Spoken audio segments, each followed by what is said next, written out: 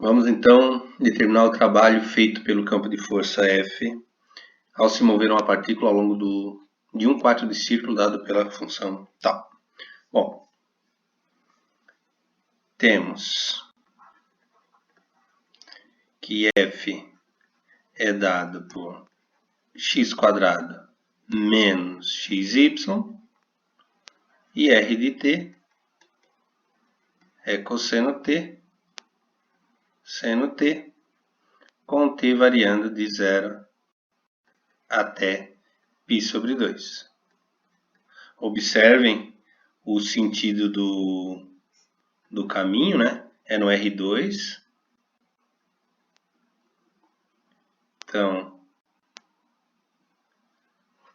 aqui vai estar 1/4 de círculo e ele vai de 0 até π/2. Então,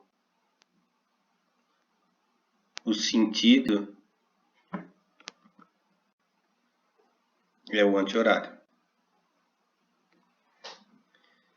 Depois a gente vai desenhar esse campo de força F para ver se o sinal que a gente vai encontrar para o trabalho condiz com a orientação do caminho aqui.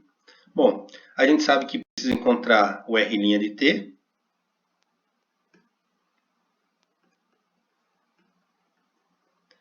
O R' de t é menos seno t cosseno t. A gente não precisa do módulo, porque é a integral de linha de campo vetorial. Então, o trabalho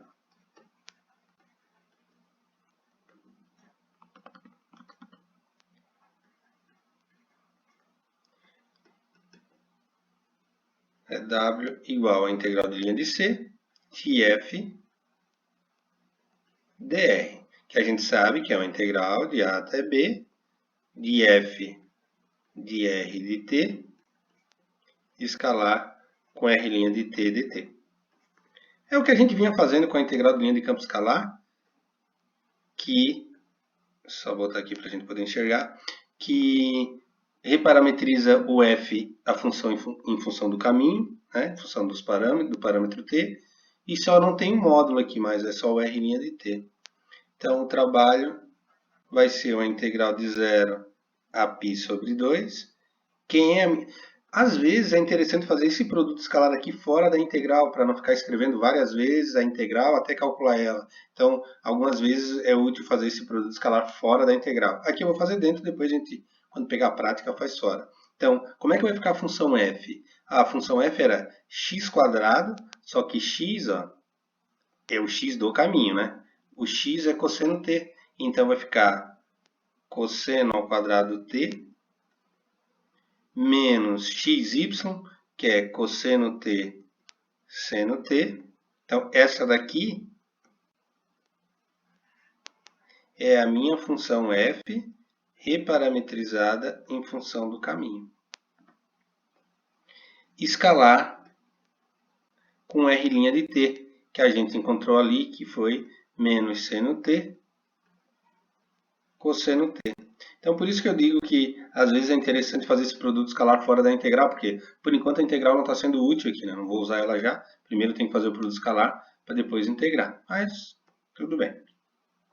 Então, vamos ficar com W igual a integral de 0 a π/2. O produto escalar aqui vai dar menos cosseno ao quadrado t seno t. E aqui também vai ficar menos cosseno ao quadrado t seno t. Coincidência, né? Deu igual. dt. Posso somar esses dois. Então, o trabalho vai ser menos 2 cosseno ao quadrado seno, né? Que vai somar aqui. Eu vou tirar o 2 da integral e o menos eu vou deixar porque ele vai me ser útil. De 0 a π/2, cosseno ao quadrado t menos seno t dt. Por que eu deixei o menos? Porque a derivada do cosseno é menos seno. Então, se eu fizer a substituição u igual a cosseno t, eu vou ficar aqui du é menos seno t dt. Então, esse carinha aqui é o meu du. O menos eu já deixei de propósito. Com isso, eu vou ficar que o trabalho vai ser 2 vezes a integral de u² Viu? Eu vi que alguns alunos, dependendo com quem tiveram aula de cálculo, acham um novo limite de integração aqui para u. Por exemplo, se eu trocar o u por zero, o t por zero, isso aqui, o u vai dar 1, né? Cosseno zero é 1. E se eu trocar o t por π sobre 2, daria 0. Então, eu tenho que tomar cuidado, porque eu estaria integrando de 1 a 0. Eu chamo a atenção para isso que eu posso fazer, mas tenho que tomar cuidado quando for resolver. E o ideal é o seguinte: encontra o resultado da integral sem os limites de integração na nova variável e depois volta para o limite de integração, voltando para a variável original e o limite de integração de 0 a π sobre 2. Então, se eu integrar isso, vai dar 2u ao cubo sobre 3. Isso vai ser 2 terços de u, mas quem é de u ao cubo, mais u é cosseno t, né? Então é cosseno ao cubo de t, de 0 até π sobre 2. Então eu vou ter que w vai ser 2 terços de cosseno ao cubo de π sobre 2, que é 0, menos cosseno ao cubo de 0, que é 1. E aí eu obtenho que o trabalho vai ser menos 2 terços. Então o trabalho é menos 2 terços. Observe que o trabalho é negativo. Bom, vou mostrar porque que, na verdade, como é que a gente poderia saber que o trabalho é negativo. O trabalho é negativo porque se eu desenhasse o campo de força F ao longo do caminho, então isso aqui representa o campo de força F em azul. Então, esse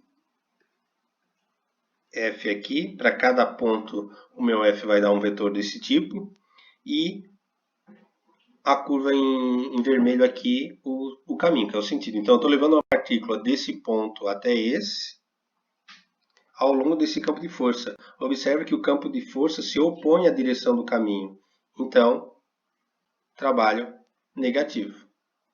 Se o campo de força tivesse a mesma, para esse problema aqui, né? Se tivesse a mesma direção, se ele se virasse no sentido horário, anti-horário, no mesmo sentido que o caminho, o trabalho seria positivo. Quanto ele seria, a gente não teria noção, mas ele seria positivo. Eu poderia ter um problema que o caminho fosse simétrico, por exemplo, não para esse problema aqui, mas eu poderia ter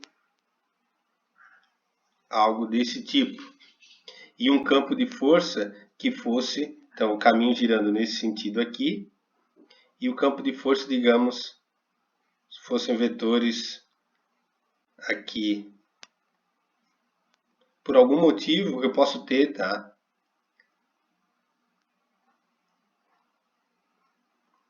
Num lado, o campo de força gira num sentido, no outro ele gira no outro.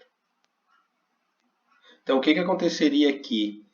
Nessa parte do caminho, aqui,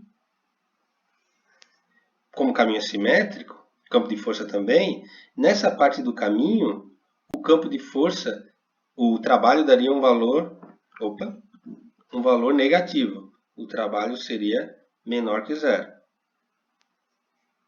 Vamos botar assim, o trabalho seria menos um valor K. E nesse lado de cá, o trabalho está na mesma direção que o caminho. Então, o campo de força está na mesma direção que o caminho, então o trabalho seria um valor K positivo. Então, qual seria o trabalho total? O trabalho total ao longo do caminho inteiro, né, seria esse pedaço mais esse. Se eu somasse, nesse caso, o trabalho seria zero.